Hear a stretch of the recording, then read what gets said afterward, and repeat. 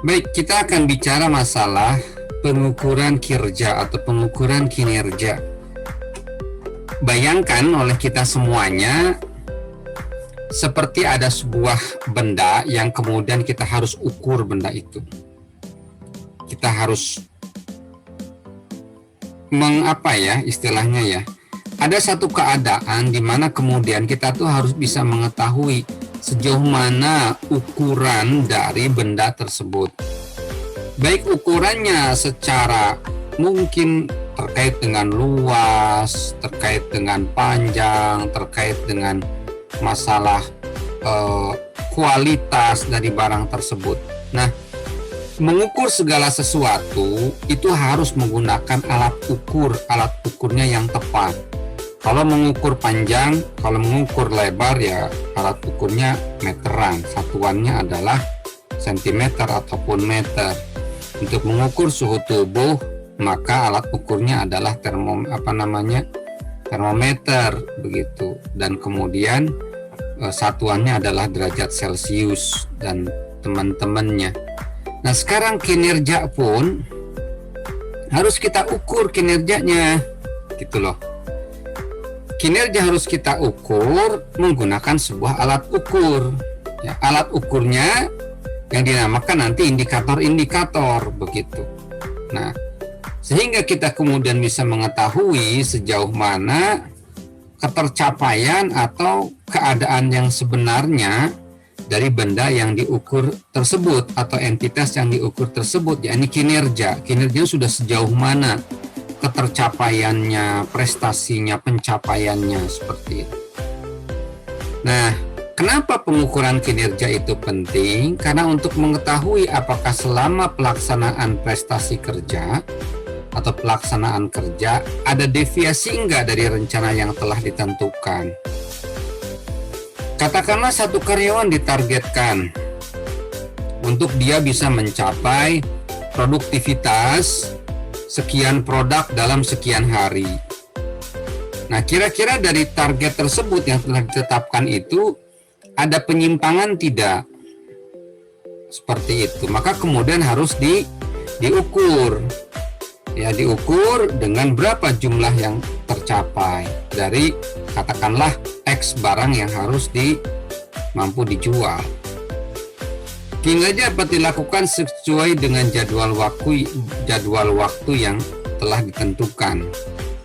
Artinya, dari mulai start ditetapkan bahwa Anda mendapatkan target untuk melakukan penjualan dari angkanya sekian puluh dalam jangka waktu sekian bulan.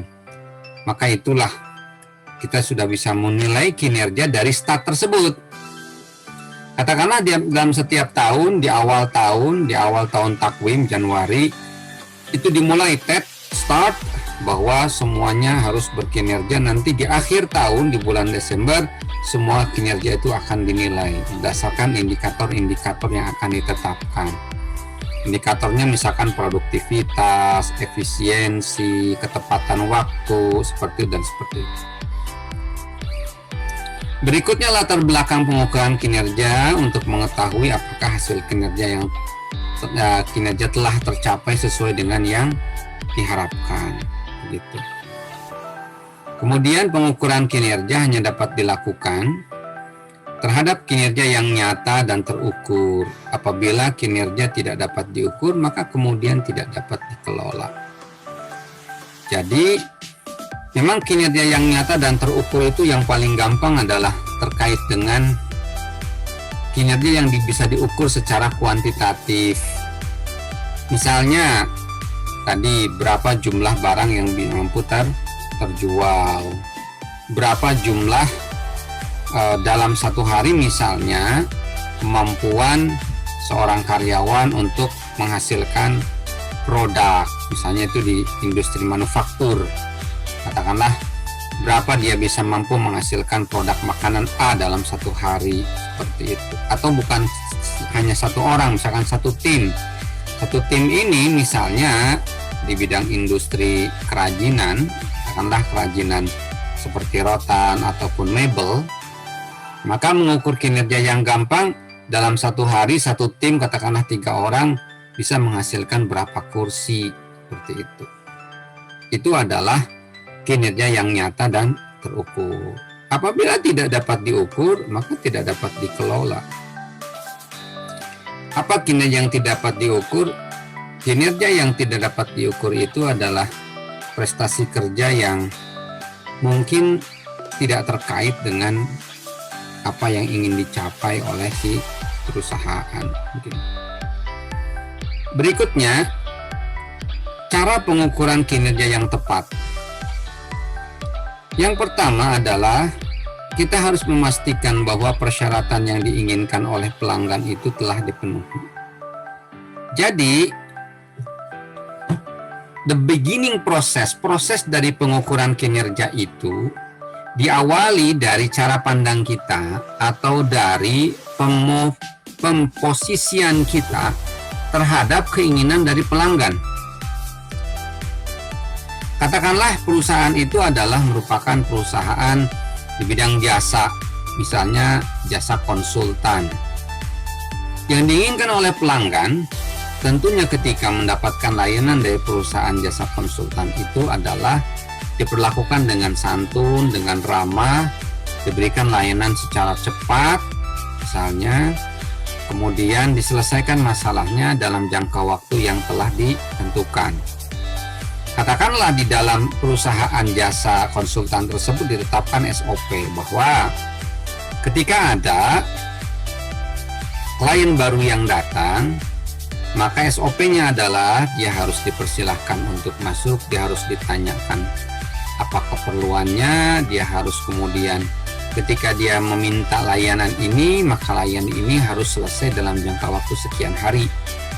Katakanlah seperti itu.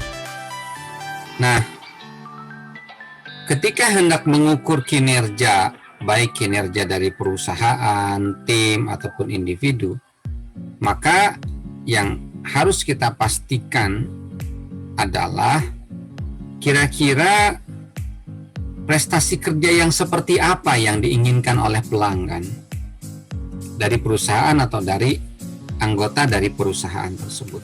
Oh, pelanggan tuh ingin bahwasanya layanan itu bisa dilakukan secara cepat dalam jangka waktu sekian hari untuk kategori layanan A.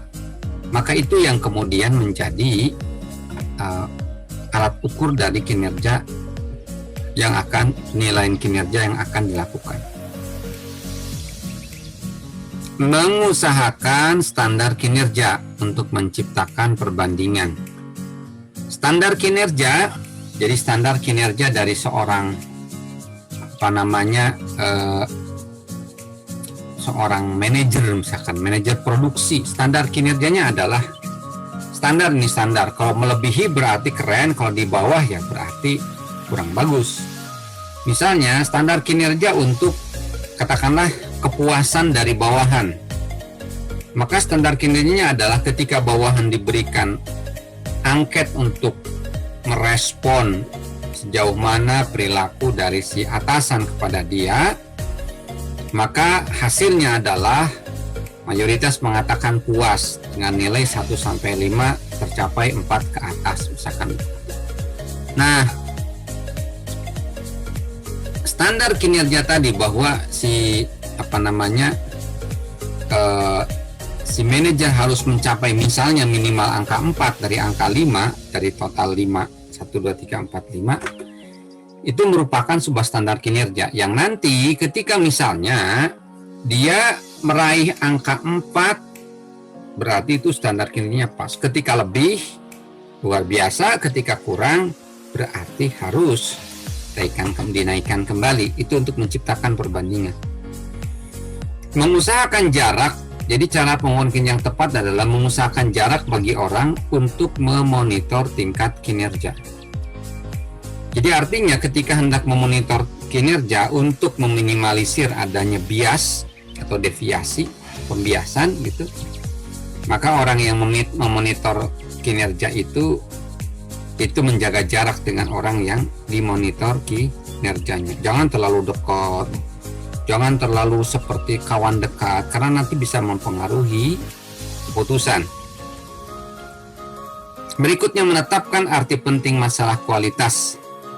dan menentukan prioritas apa yang memerlukan perhatian.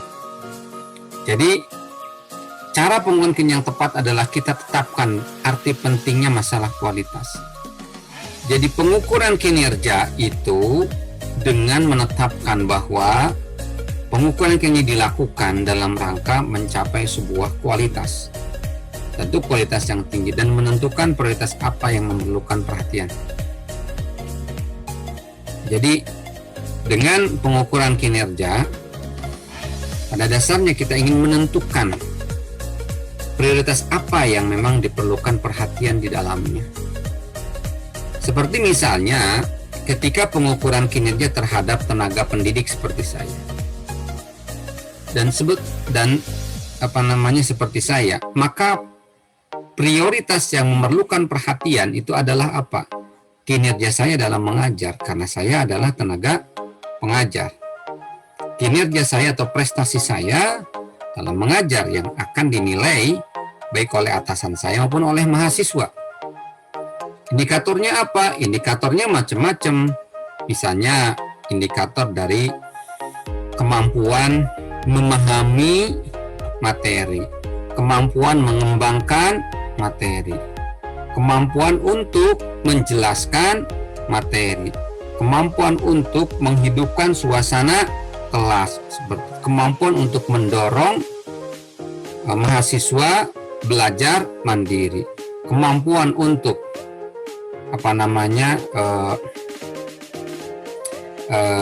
melakukan katakanlah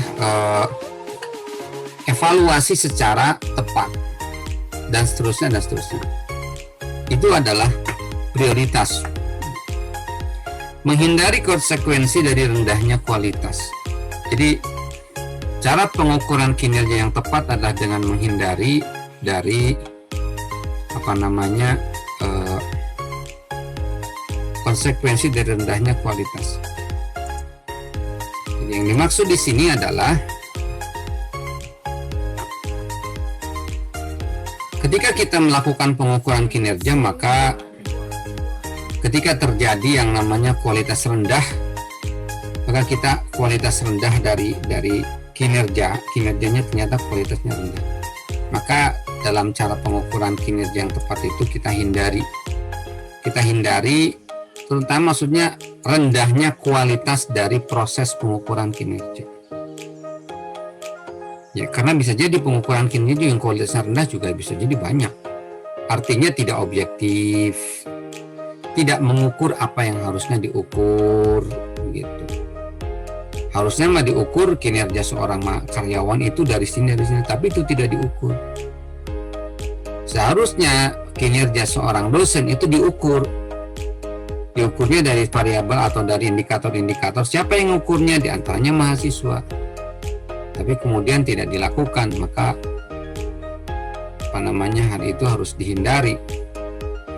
Mempertimbangkan penggunaan sumber daya. Jadi mengukur kinerja pun jangan asal-asalan. Jangan karena merasa ini penting pengukuran kinerja, maka kemudian menyewa pihak ketiga dengan biaya yang sangat mahal untuk melakukan pengukuran kinerja. Itu tidak bagus. Mengusahakan umpan balik untuk mendorong usaha perbaikan. Jadi setelahnya ada pengukuran kinerja, maka kemudian harus ada umpan balik. Artinya ketika seorang karyawan sudah dinilai kinerjanya, maka kemudian hasil penilaian itu dikembalikan kepada si karyawan. Itu terkait dengan memberikan umpan balik agar si karyawan bisa mengetahui kelemahan dan kelebihan mereka. Persyaratan orang yang melakukan pengukuran kinerja, pertama persyaratannya bersifatnya individual. Individual itu artinya personal, dia mampu menjaga keindividualannya, mampu menjaga jarak dengan orang yang akan dia nilai kinerjanya. Jadi jangan terlalu dekat, jangan terlalu akrab. Maksudnya dalam hal ini untuk menghindari adanya konflik of interest. untuk menghindari adanya ketidakfairan, ketidakwajaran, atau ketidakadilan di dalam menilai atau mengukur kinerja. Yang kedua, mampu memahami tentang dimensi atau gambaran kinerja. Jadi dimensi kinerja itu dia paham.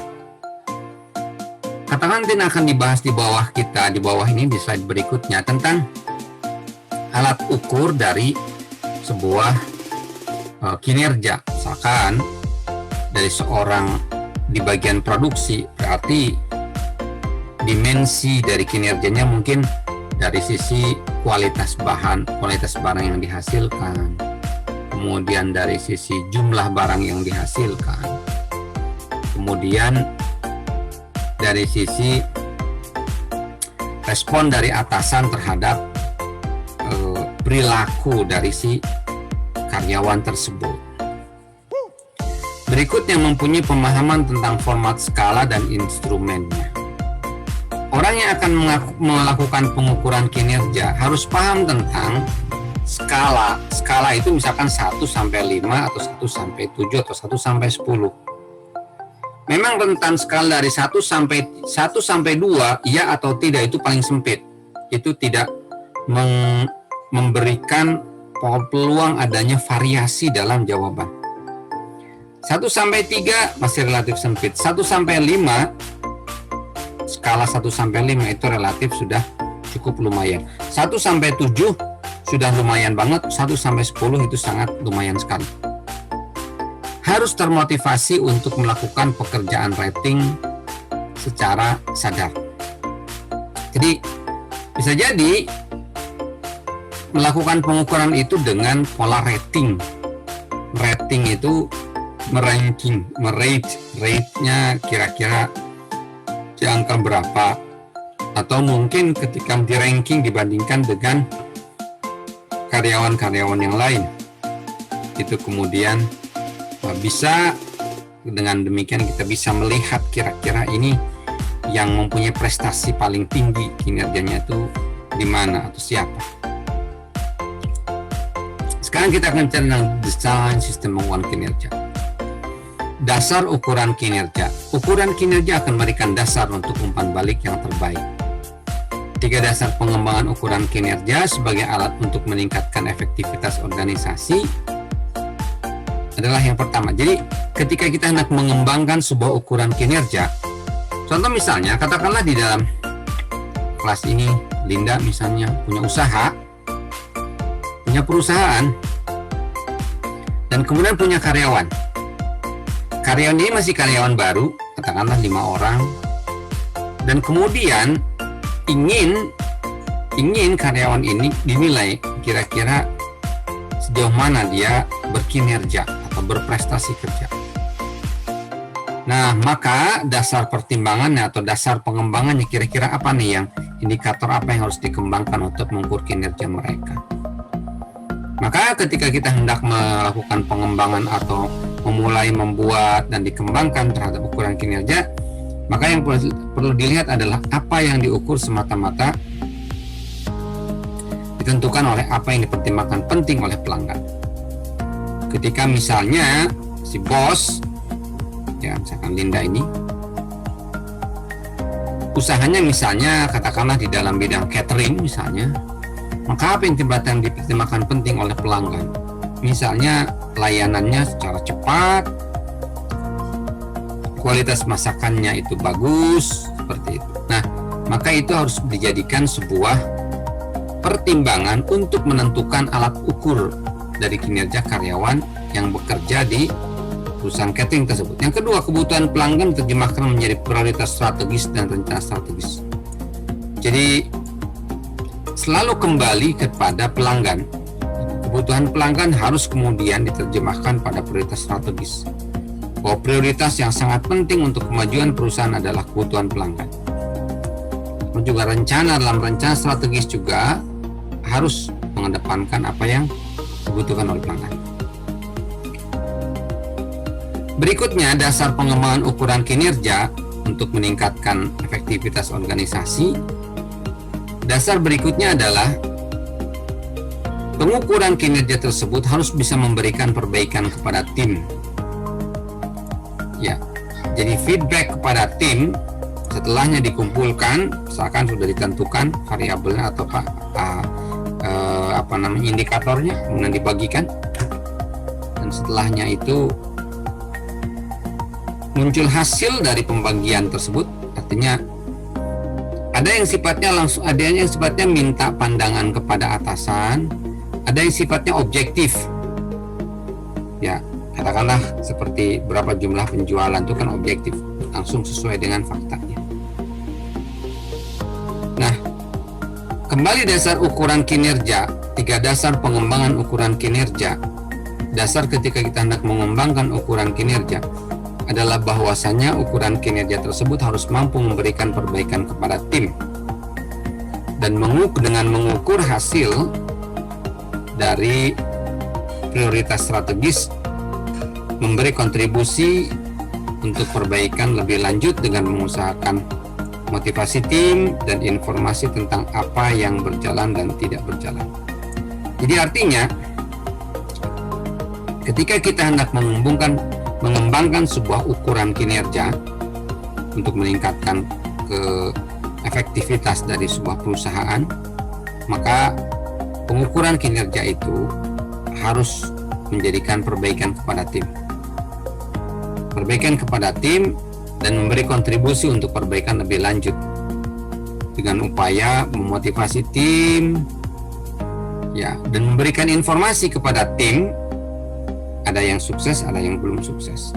Seperti itu. Kriteria ukuran kinerja itu di sini tidak disampaikan.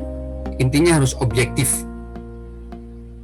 Kinerja itu diupayakan ukuran kinerja itu objektif. Artinya sesuai dengan kenyataannya, dan kemudian diupayakan seobjektif mungkin ketika kita hendak mengukur kinerja dari karyawan tersebut. Kalau ada ukuran yang lebih objektif, maka kita pakai ukuran yang lebih objektif tersebut. Misalnya tadi yang paling objektif dengan paling mudah, misalnya berapa nilai, katakanlah ketika di perusahaan pembiayaan, berapa klien yang berhasil direkrut oleh tim lapangan. Misalnya seperti itu. Nah, itu kan jelas klien itu berapa, kemudian berapa nilai uang yang kemudian dihasilkan atau digelontorkan oleh perusahaan keuangan ini untuk nasabah yang menjadi kliennya. Seperti itu. Berikutnya, karakteristik ukuran kinerja itu juga ukuran harus berhubungan dengan hasil dan perilaku yang dapat diamati. Kaitan dengan misalnya menghasilkan produk yang bagus, itu adalah perilaku yang bisa diamati. Hasil harus dalam jangka pengawasan tim atau individu dan berdasarkan target yang disepakati. Jadi bukan berarti begini bahwa di awal tahun ditetapkan bahwa kalian akan dinilai kinerjanya nanti di akhir tahun. Maka dalam jangka waktu itu harus ada pengawasan kepada tim, ya, pengawasan kepada tim, termasuk juga pengembangan kepada tim, kepada karyawan. Tujuannya adalah agar karyawan berkinerja tinggi dan sehingga bisa menghasilkan sesuatu yang positif buat perusahaan. Nanti ketika dia berhasil dan dia mendapatkan bonus, toh bonus pun diperoleh perusahaan atas kinerja yang tinggi dari karyawan. Kompetensi yang merupakan persyaratan perilaku harus didefinisikan dan disepakati. Jadi kompetensi, kecakapan seseorang yang katakanlah misalkan ini ukurannya ukuran subjektif. Artinya kita diminta untuk menilai atau karyawan lain diminta untuk menilai terhadap kita. Misalnya dari angka 1 sampai angka 7 terkait misalnya dengan masalah ketepatan waktu dalam masuk kerja. Kemudian kalau ketepatan waktu saya kira itu akan lebih objektif ketika misalkan pakai jempol, kelihatan dia datang jam berapa, dia pulang jam berapa. Misalnya terkait dengan perilaku dia di tempat kerja, apakah menyenangkan, apakah kurang menyenangkan. Nah, Ketika nanti kemudian dari angka 1 sampai angka 7 katakanlah, ya, maka yang dinamakan orang ini kompeten dalam pertanyaan ini adalah misalnya ketika dia mendapatkan angka 6 dari angka 7, berarti dia dikatakan kompeten. Dan angka 6 ini apa definisinya? Oh, definisinya adalah bahwa si karyawan ini sudah mendapatkan respon yang positif dari atasannya. Berikutnya, data harus tersedia untuk pengukuran. Jadi, kayak kemarin saya ngobrol dengan salah seorang middle manager, manajer tengah dari sebuah perusahaan yang cabangnya ada di Karawang, pusatnya ada di Jakarta. Saya tanya, Pak, gimana Pak Haji, namanya Haji Khairudin. Pak Haji, gimana Pak Haji diukur kompetensinya sebagai seorang manajer level tengah ya, atas. Nah, dia katakan bahwa nilai atau kinerja saya itu diukur dari seberapa banyak produk yang departemen saya hasilkan, seperti itu. Nah, data itu diisi terus rutin, diupdate terus oleh tim dari Pak Haji Khairudin ini. Nah, jika data itu terus diupdate sampai akhir tahun, maka data tersebut akan menjadi sebuah alat atau menjadi sebuah argumentasi atau justifikasi pembenaran terhadap keputusan atau feedback. Ukuran harus objektif, artinya jangan terlalu subjektif. Kalau terlalu subjektif nanti bisa mengalami pembiasan. Nah, ini diantaranya beberapa ukuran-ukuran kinerja. Ada produktivitas, hubungan antara input dan output fisik suatu proses. Biasanya dihitung misalnya satu orang ini mempunyai nilai produktivitasnya berapa. Dihitung antara input dan kemudian output. Yang kedua terkait dengan masalah kualitas. Ya, baik ukuran internal seperti susut, jumlah yang ditolak, cacat per unit, maupun ukuran eksternal seperti kepuasan pelanggan dan frekuensi pemesanan ulang pelanggan. Ini adalah klasifikasi ukuran kinerja dari sisi kualitas. Ya, ketepatan waktu. Ini adalah alat ukur juga. Ini ukuran dari kinerja, ketepatan waktu. Ya, ini menyangkut persentase pengiriman tepat waktu atau persentase pemesanan yang dikapalkan yang sesuai dengan yang dijanjikan. Berikutnya adalah cycle time, mengukur berapa lama sesuatu itu dilakukan. Misalnya berapa lama waktu rata-rata diperlukan pelanggan dalam menyampaikan pesanan sampai benar-benar menerima pesanan tersebut. Nah, ini juga cycle time, istilah produktivitas, kualitas, ketepatan waktu. Cycle time itu merupakan alat ukur untuk mengukur kinerja dari seseorang.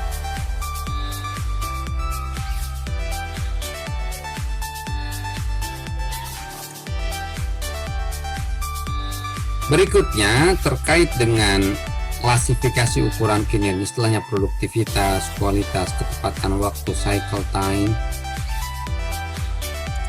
Juga terkait dengan pemanfaatan sumber daya. Ini biasanya terkait dengan kinerja dari sebuah perusahaan. Ya, pemanfaatan sumber daya merupakan pengukuran sumber daya yang dipergunakan versus sumber daya yang tersedia untuk digunakan. Contoh, tingkat pemanfaatan sumber daya tenaga kerja 40% mengindikasikan bahwa sumber daya manusia baru dapat dipergunakan secara produktif sebesar 40% dari waktu mereka yang tersedia untuk bekerja. Jadi ini biasanya atau mungkin lebih tepat untuk sebuah departemen, kinerja dari departemen atau kinerja dari sebuah perusahaan kecil. Apakah sumber daya itu telah dimanfaatkan secara optimal dan maksimal?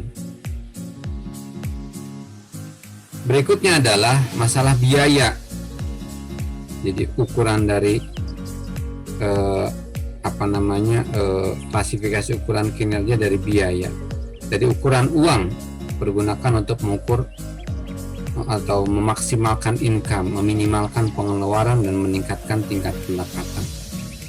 Jadi ketika biayanya rendah, cost untuk menghasilkan sebuah produk bisa ditekan, terus ditekan dan ditekan, sehingga biaya atau cost untuk menghasilkan produk ini menjadi rendah.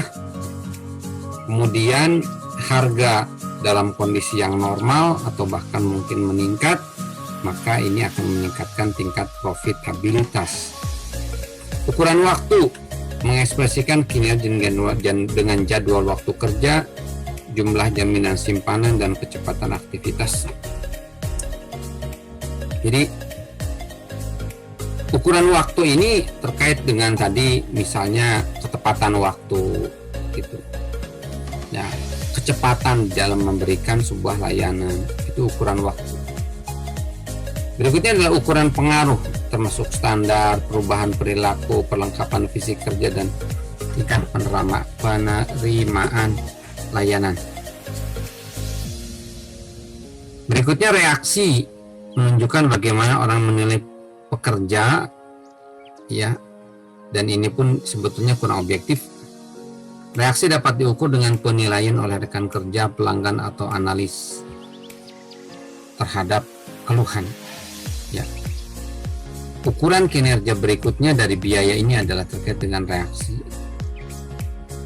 Jadi bagaimana orang lain menilai seorang pekerja. Memang kalau ukurannya tidak objektif seperti tadi, berapa produk yang dihasilkan di dalam satu hari misalnya atau satu minggu yang dilakukan oleh tim pembuatan produk A, ini ukurannya itu menjadi ukuran yang sangat objektif. Tetapi ketika misalnya yang diminta untuk mengukur itu adalah sama-sama pegawai yang lain, atasannya atau bawahannya, maka ini sebutnya kurang objektif, karena nanti bisa jadi subjektivitas dari setiap individu yang diminta pandangannya itu menjadi muncul.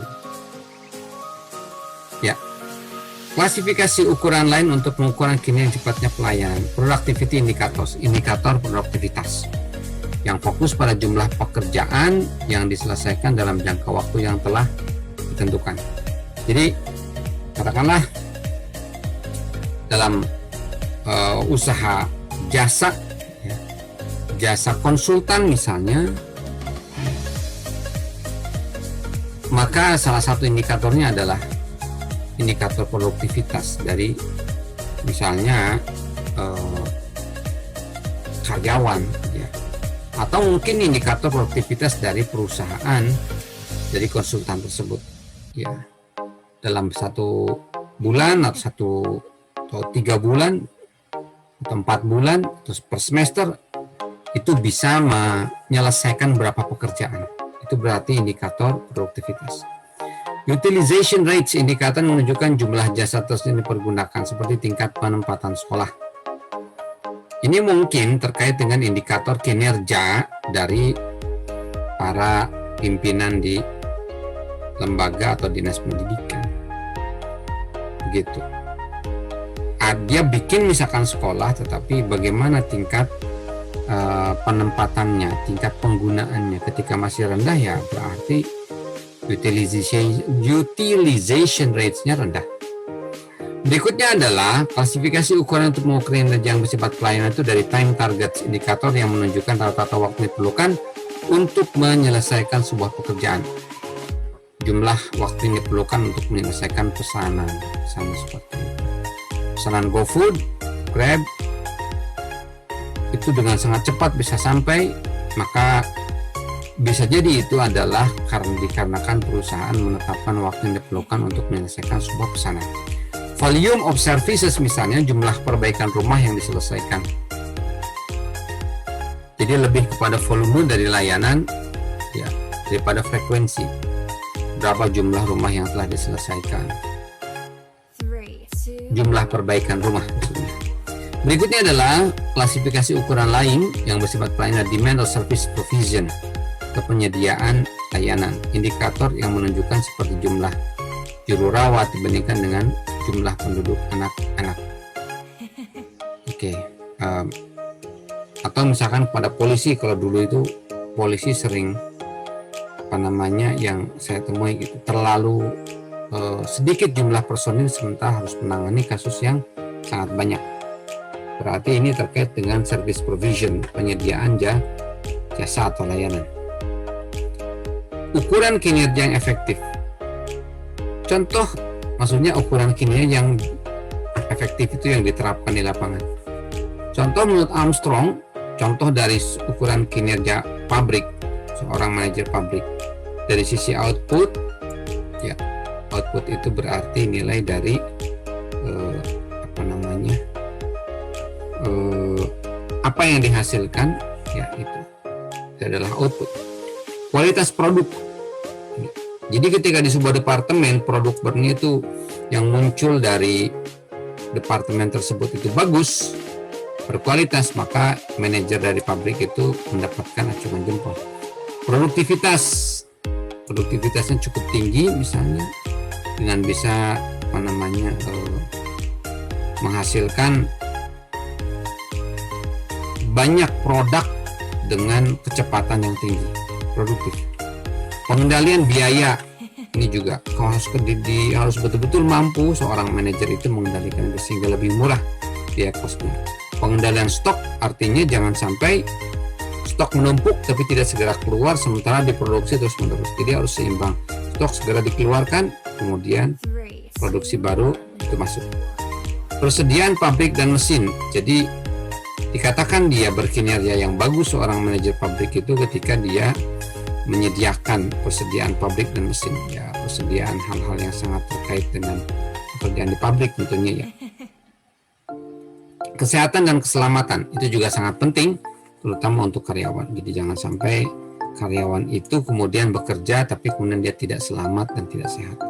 Berikutnya adalah kinerja seorang manajer pabrik itu dilihat dari relasi karyawan.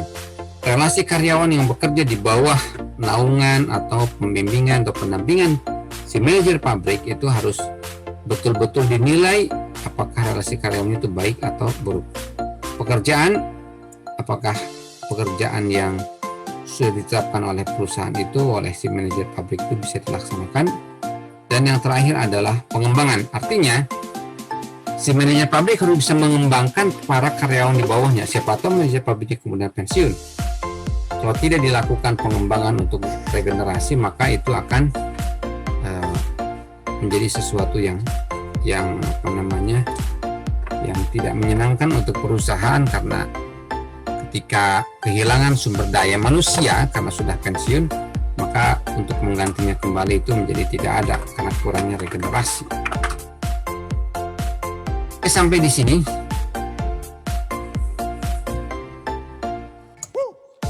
Baik, selanjutnya kita akan berbicara masalah tipe ukuran kinerja.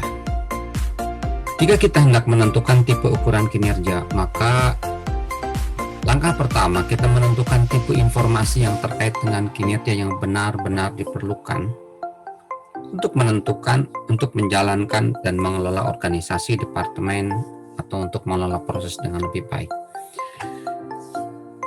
Kita bicara tipe ukuran kinerja, kita bicara sifat ukuran kinerja terlebih dahulu.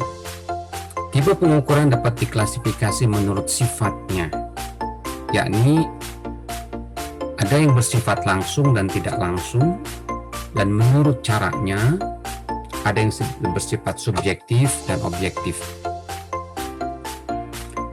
Tipe pengukuran langsung dan tidak langsung.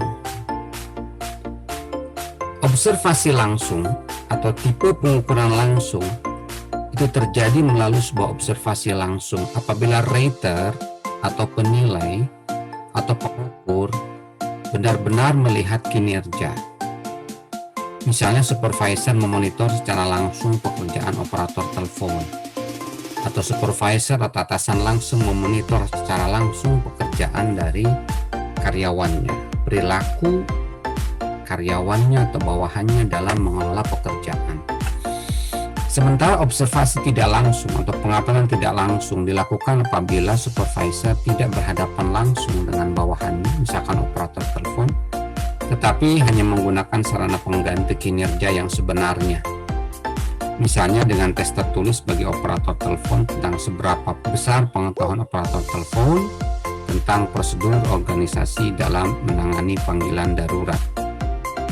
Maka itu adalah observasi yang sifatnya tidak langsung, karena tidak langsung mengamati perilaku, keterampilan, kemampuan, kecakapan dari operator telepon di dalam mengoperasikan yang menjadi tugasnya.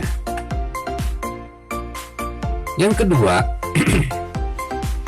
adalah menurut caranya. Tipe pengukuran itu menurut caranya menjadi tipe pengukuran yang sifatnya subjektif dan objektif. Tipe objektif artinya ketika mengukur itu betul-betul sesuai dengan kenyataannya. Misalnya, berapa omset yang dihasilkan oleh seorang karyawan, berapa penjualan yang dihasilkan oleh seorang karyawan, berapa barang yang keluar yang yang bisa dijual oleh seorang karyawan atau dijual oleh sebuah tim marketing, berapa nilai uang yang masuk ke perusahaan ketika perusahaan itu adalah perusahaan jasa bidang keuangan. Itu adalah ukuran yang objektif. Ukuran yang subjektif itu adalah ketika kinerja karyawan itu dinilai oleh atasannya, misalnya oleh bawahannya, oleh peernya atau teman sebayanya, atau sama-sama karyawan yang berada pada satu level dengan dia. Itu adalah ukuran yang sifatnya subjektif. Nah, ada korelasi antara tipe dan akurasi kinerja. Korelasi antara tipe ukuran kinerja yang sifatnya objektif dan subjektif, dan kemudian tingkat akurasinya tentu saja ini menjadi hal yang menjadi sebuah pertimbangan. Ketika ukurannya itu objektif dan kemudian diobservasi secara langsung, maka tingkat akurasinya akan sangat tinggi. Misalnya, sebuah departemen dia secara rutin diupdate berapa produk yang dihasilkan oleh departemen ini dalam setiap minggu atau dalam setiap bulannya. Berapa kos yang dikeluarkan oleh departemen ini dalam setiap minggu, dalam setiap bulannya, dan kemudian diawasi oleh manajemen yang ada di atasnya. Maka tipe ukuran kinerja objektif dan diamati secara langsung ini tingkat akurasinya sangat tinggi. Sementara ada tipe ukuran kinerja yang sifatnya objektif tetapi di observasinya tidak secara langsung. Artinya tidak langsung diamati, dilihat sekaligus, tetapi bentuk laporan. Jadi si pimpinan menggunakan instrumen untuk melihat sejauh mana kinerja dari sebuah departemen, misalnya seperti itu. Tidak diawasi secara setiap hari diawasi, tetapi laporan rutin misalkan per 3 bulan atau per 6 bulan. Tingkat akurasinya masih tetap tinggi. Sekarang tipe ukuran subjektif, yaitu tipe ukuran yang didasarkan kepada interpretasi dari seseorang, apakah atasannya, apakah bawahannya, apakah teman selevelnya, maka tingkat akurasinya ketika diobservasi secara langsung itu relatif rendah. Ya.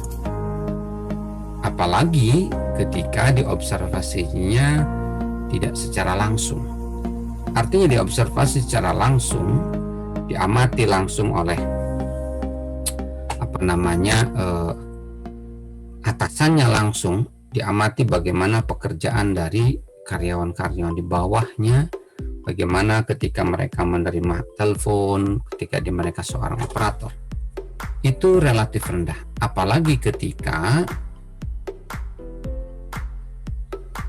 observasinya secara tidak langsung. Itu bahkan lebih rendah lagi.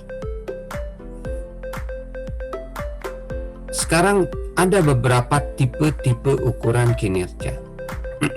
Antaranya adalah ini tipe-tipe ukuran kinerja ini memang lebih dominan atau lebih tepat untuk disematkan kepada kinerja perusahaan. Tipe ukuran kinerja yang pertama adalah Key Result Indicator atau indikator hasil kunci. Indikator hasil dari sebuah pekerjaan yang merupakan indikator yang penting. Menunjukkan Key Result Indicator ini menunjukkan apa yang telah kita lakukan dalam kacamata Critical Success Factors atau faktor-faktor yang bisa mendorong kesuksesan yang sangat penting. Contoh apa? Customer satisfaction, kepuasan customer. Itu adalah indikator hasil yang sifatnya kunci, penting. Apakah pelanggan itu puas dengan layanan dari perusahaan ini atau puas dengan layanan dari departemen ini? Net profit before tax, keuntungan bersih sebelum pajak. Ini merupakan indikator hasil yang penting. Profitability of customer, keuntungan yang diperoleh dari pelanggan. Berikutnya adalah employee satisfaction, kepuasan dari karyawan. Kepuasan karyawan ini merupakan indikator hasil yang penting. Dan return on capital employed, artinya pengembalian dari modal yang dipergunakan. Ini adalah bagian dari indikator hasil yang kunci. Karakteristik umum dari ukuran ini adalah merupakan hasil dari banyak tindakan. Kepuasan kepuasan customer itu merupakan hasil dari banyak tindakan. Tidak hanya tindakan dari satu departemen, tetapi berbagai macam departemen. Tidak hanya dari satu karyawan, dari beberapa karyawan. Ukuran ini memberikan gambaran dengan jelas apakah kita telah berjalan di arah yang benar, tapi tidak memberitahu kepada kita apakah yang perlu kita lakukan untuk memperbaiki hasil tersebut. Itu karakteristik dari tipe ukuran kinerja yang pertama yang namanya Key Result Indicators. Berikutnya adalah Performance Indicators, indikator dari prestasi kerja. Menunjukkan apa yang dilakukan. Performance Indicators ini meskipun penting bukanlah kunci atau faktor utama dalam bisnis. Tetapi Performance Indicators ini membantu tim untuk menyelaraskan diri dengan strategi organisasi. Performance Indicators ini adalah sifatnya bukan terkait dengan masalah keuangan dan melengkapi adanya Key Performance Indicators. Berarti sifatnya hanya lapis kedua, indikator lapis kedua, setelahnya Key Performance Indicators. Contoh Performance Indicators adalah percentage increase in sales with top 10% of customers. Persentase pertambahan penjualan pada 10% pelanggan yang paling top. Berikutnya adalah contoh dari performance indicators ini adalah jumlah usulan dari karyawan yang dijalankan di dalam 30 hari ke belakang. Berikutnya adalah komplain dari customer, terutama ini adalah customer kunci. Ini bisa menjadikan sebagai sebuah indikator kinerja. Kemudian penjualan yang direncanakan untuk minggu yang akan datang, 2 minggu yang akan datang, dan 2 minggu yang akan datang. Berikutnya adalah late deliveries to key customers, pengiriman yang terlambat kepada para pelanggan kunci. Ini merupakan indikator-indikator yang melengkapi adanya Key Performance Indicator. Berikutnya adalah tadi Key Result Indicator, sekarang Result Indicators. Memberitahukan apa yang telah kita lakukan, menyimpulkan aktivitas dan semua kinerja finansial. Contoh, net profit on key product lines, keuntungan bersih dari produk-produk kunci. Penjualan yang dibuat hari lalu, komplain dari pelanggan kunci, dan penggunaan tempat tidur di hospital dalam minggu ini. Itu adalah indikator-indikator hasil. Berikutnya adalah Key Performance Indicators, menunjukkan apa yang perlu dilakukan untuk meningkatkan kinerja secara dramatis. Key Performance Indicator ini merupakan serangkaian ukuran yang memfokuskan pada aspek kinerja organisasional yang paling penting untuk keberhasilan sekarang di masa yang akan datang. Dan KPI ini memiliki 7 karakteristik. Merupakan ukuran non-finansial, sering diukur harian atau mingguan. Dilakukan oleh CEO atau Chief Executive Officer dan tim senior management, berarti manajemen puncak, mengindikasikan dengan jelas tindakan apa yang perlu dilakukan oleh staf.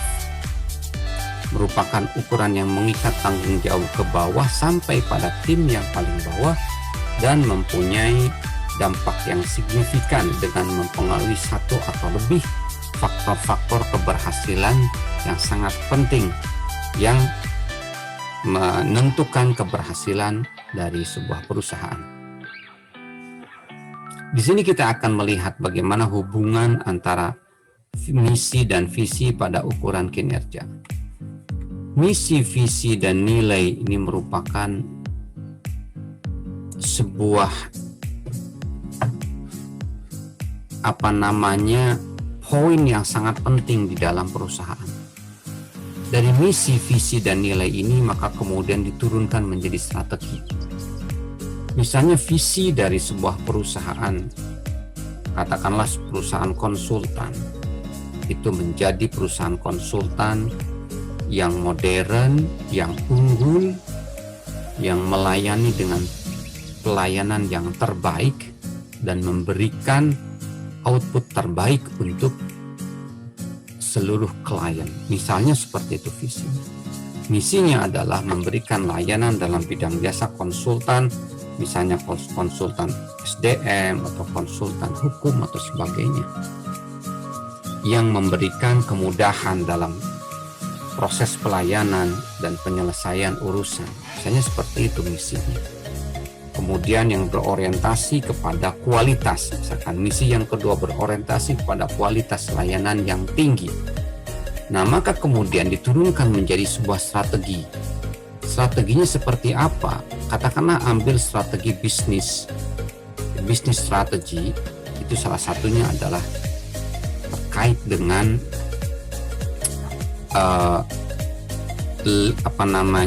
differentiation.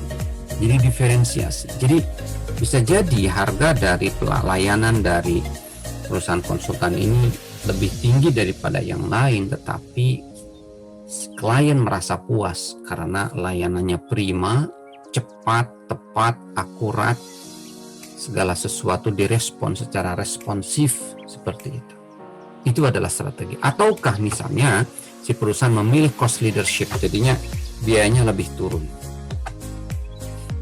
Ya, dari strategi ini maka kemudian akan diturunkan menjadi hal-hal yang sangat-sangat penting dan menjadi critical success factors, factors yang menjadikan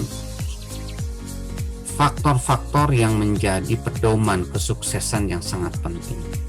Contoh misalnya customer focus, tentu saja ketika si perusahaan mempunyai strategi bisnis dalam differentiation, maka fokus kepada customer menjadi sangat penting.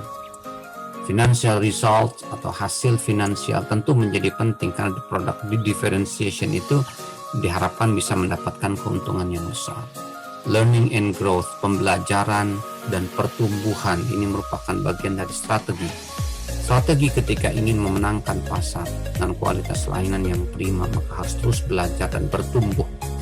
Internal proses internal dibangun dengan demikian dinamis Dengan demikian sangat-sangat aktif, dinamis, staff satisfaction, kepuasan karyawan itu dikembangkan, dan komunitas dan lingkungan itu betul-betul dikelola dan dipelihara. Lingkungan, baik lingkungan sosial maupun lingkungan fisik ataupun lingkungan kimiawi terkait dengan udara, terkait dengan kelembaban dan sebagainya, itu dikelola dengan baik. Maka ini akan menjadi faktor yang mendorong tercapainya faktor-faktor keberhasilan yang sangat penting. Yang ini ya dijabarkan dalam beberapa indikator. Ada key result indicators, ada result indicators, ada performance indicators, dan kemudian ada key performance indicators. Yang ini kemudian akan berimplikasi kembali kepada financial results, customer focus, learning and growth, internal process, staff satisfaction, dan community environment. Hubungan visi, misi, dan kinerja. Visi menggambarkan organisasi ingin menjadi seperti apa dalam kerangka waktu tertentu. Seperti tadi saya gambarkan. Visi misalkan ingin perusahaan itu menjadi perusahaan layanan jasa yang prima, yang unggul, ya, yang memberikan yang terbaik kepada konsumen. Pada tahun sekian mungkin ditentukan kerangka waktunya. Values menggambarkan untuk apa organisasi ini ada. Nilai-nilai sektor publik misalnya, inovatif, unggul, konstruktif, kemudian selalu mempunyai pertanyaan untuk ditanyakan atau inquiry, mendukung dan saling membantu, suportif dan altruistik, membawa solusi, selalu membawa solusi, melihat gambaran yang lebih besar. Itu adalah nilai-nilai yang menggambarkan untuk apa organisasi ini ada. Berikutnya, strategi adalah cara organisasi ingin mencapai visinya. Dalam lingkungan yang kompetitif, strategi akan membedakan Anda dari pesaing. Seperti tadi, apakah strateginya differentiation, ya, bahwa pelayanan yang diberikan itu berbeda, walaupun mahal tetapi berbeda. Ataukah cost leadership, layanannya murah tetapi kualitas diupayakan semaksimal mungkin. Sekarang lingkup dari ukuran. Cakupan ukuran itu kita mengukur kinerja individual yang pertama, berikutnya adalah mengukur kinerja tim, dan berikutnya mengukur ukuran kinerja dari organisasi. Ukuran kinerja bagi individu berhubungan dengan akuntabilitas. Ya, akuntabilitas artinya pertanggungjawaban individu di dalam melakukan kerja yang telah ditetapkan di dalam job desk-nya dan ditetapkan dalam kriteria kuantitas, kualitas, produktivitas, ketepatan waktu, dan efektivitas biaya. Jadi ukuran kinerja bagi di dalam individu misalkan dari sisi kuantitas. Kuantitas apa? Absensi itu terkait dengan kuantitas. Dalam satu bulan berapa kali dia masuk kerja, berapa kali dia tidak masuk kerja. Dari sisi jam dia, ketika datang jam berapa, pulang jam berapa, itu adalah dari sisi kuantitas jam. Kemudian dari sisi kualitas terkait dengan bagaimana kinerja hasil yang dilakukan atau yang diperbuat oleh karyawan tersebut. Apakah pekerjaan yang dia buat, laporan yang dia ciptakan, produk yang dia hasilkan itu berkualitas atau tidak. Produktivitas terkait dengan seberapa banyak produk atau output yang dihasilkan oleh karyawan tersebut berbanding dari sisi waktu yang dipergunakan misalnya. Misalnya karyawan di sebuah perusahaan mebel, produktivitas diukur misalkan satu karyawan ini menghasilkan produk mebel, katakanlah satu meja itu berapa meja dalam satu hari, itu adalah produktivitas. Berikutnya adalah ketepatan waktu. Ketepatan waktu ketika ditetapkan tugas melakukan ini, berapa waktu yang diperlukan dia untuk menyelesaikan tugas tersebut.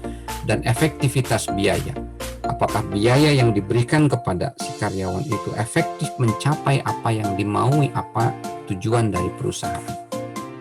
Berikutnya adalah ukuran tim. Lingkup ukuran berikutnya adalah ukuran tim. ukuran kinerja tim dapat dihubungkan dengan output tim, proses tim, hubungan tim dengan pelanggan. Ya, ini sangat output tim yang pertama, produk dari tim tersebut, bagaimana proses menghasilkan produk tersebut yang terjadi di dalam tim, hubungan tim dengan pelanggan, misalkan tim marketing atau tim pendanaan kalau di bidang keuangan, bagaimana hubungan tim dengan pelanggan, standar kualitas, misalnya quality standardnya kalau untuk tim yang menghasilkan produk ini harus pada grade sekian, apakah tercapai atau tidak. Kecepatan respon atau waktu pengiriman, mungkin ini terkait dengan tim yang bidang distribusi barang.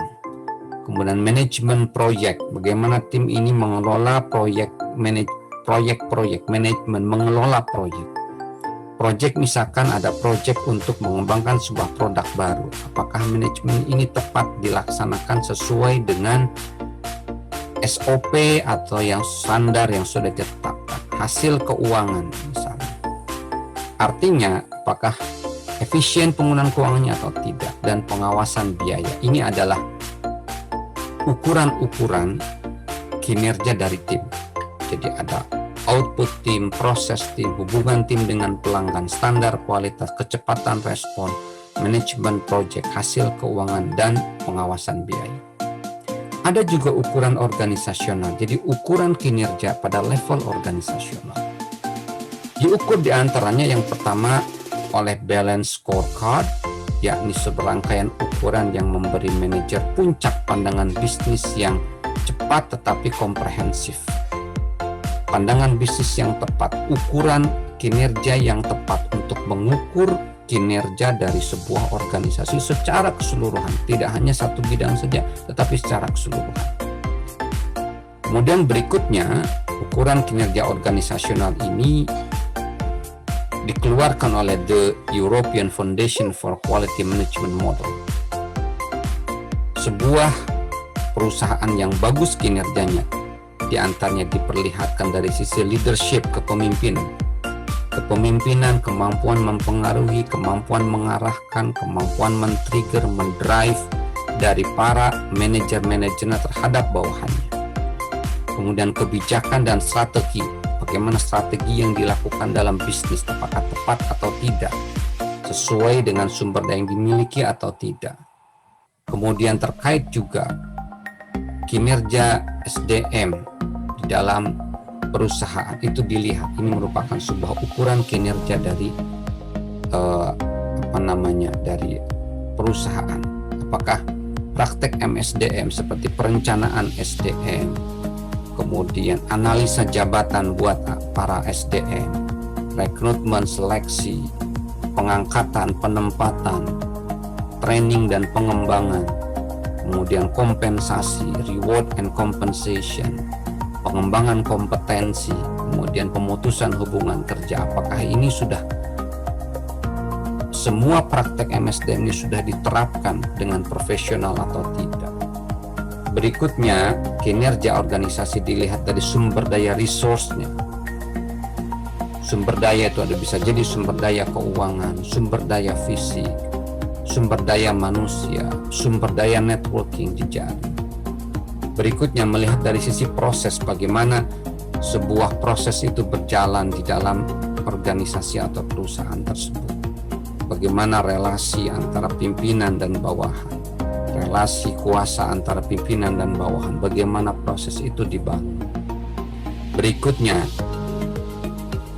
ukuran kinerja organisasional itu bisa dilihat dari kepuasan pelanggan, kepuasan karyawan, dampak pada masyarakat, sejauh mana dampak yang dihasilkan kepada masyarakat, dan hasil bisnis berupa keuntungan, sejauh mana dari bisnis yang dilakukan keuntungannya. Ini merupakan 9 kriteria atau indikator dari keberhasilan sebuah perusahaan. Tapi ada juga yang namanya economic added value ukuran organisasional itu, ketika si perusahaan bisa memberikan nilai tambah kepada siapa? Kepada customer, bahwa ketika customer membeli sebuah produk, maka dia ingin mendapatkan value dari produk tersebut. Maka kemudian ketika perusahaan bisa memberikan value yang melebihi dari value yang akan diterima oleh si customer ini ketika dia membeli produk di produk yang lain, maka itu adalah merupakan nilai tambah ataupun market value, nilai pasar yang diperoleh dari si perusahaan yang bisa melampaui nilai pasar yang telah ditetapkan. Metode pengukuran kinerja. Sekarang kita bicara bagaimana mengukur kinerja. Yang pertama, mengukur prestasi kerja itu dari rating system.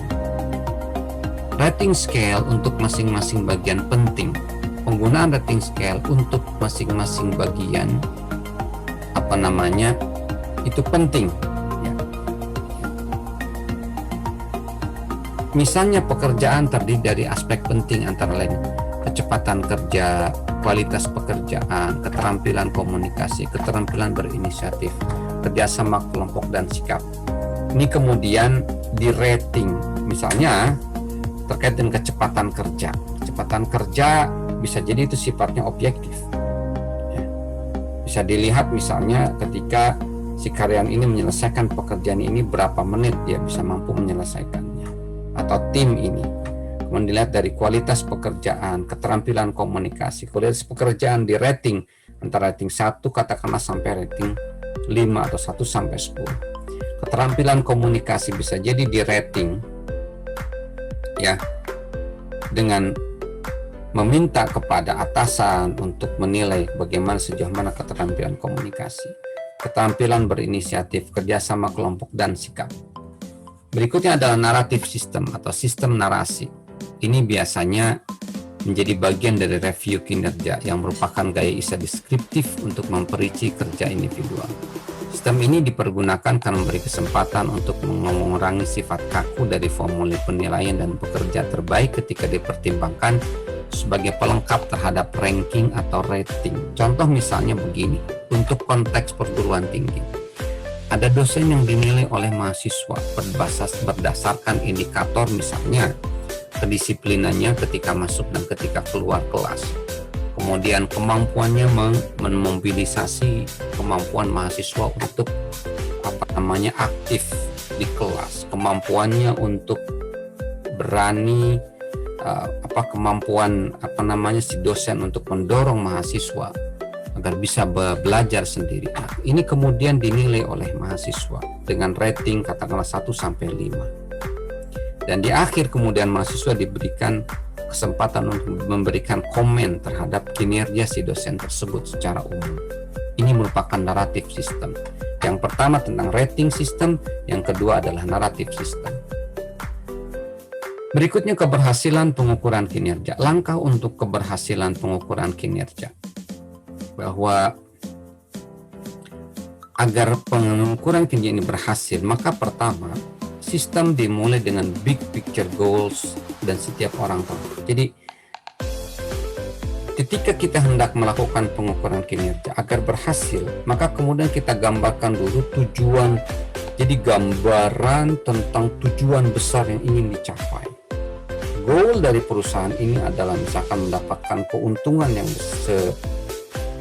semaksimal mungkin dengan memberikan layanan seoptimal mungkin kepada para customer dengan berorientasi kepada customer.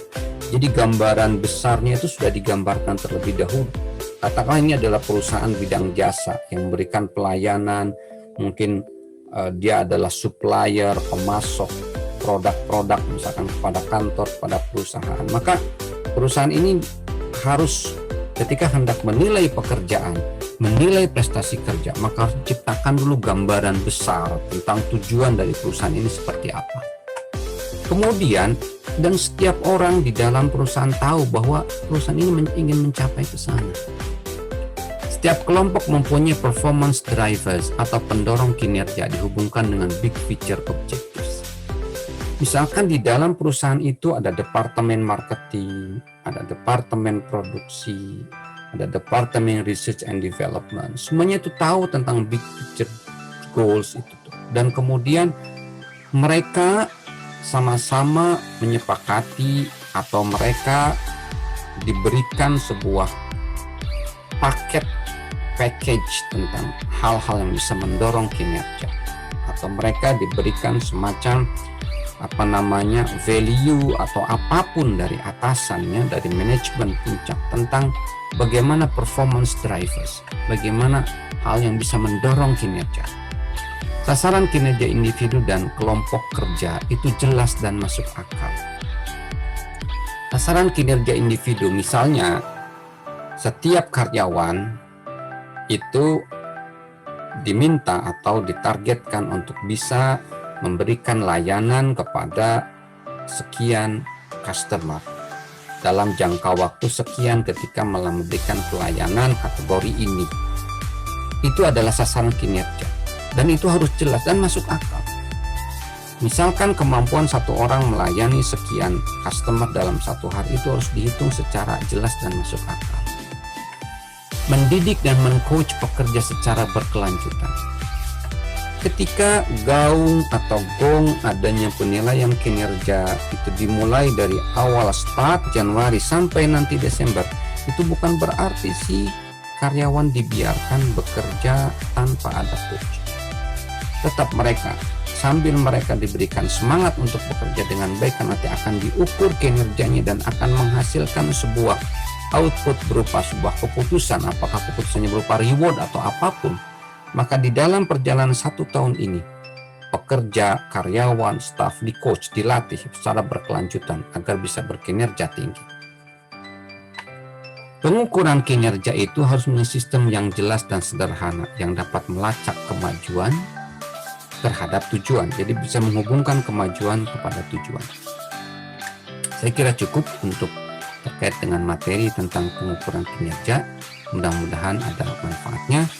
Kita lanjutkan dengan materi selanjutnya.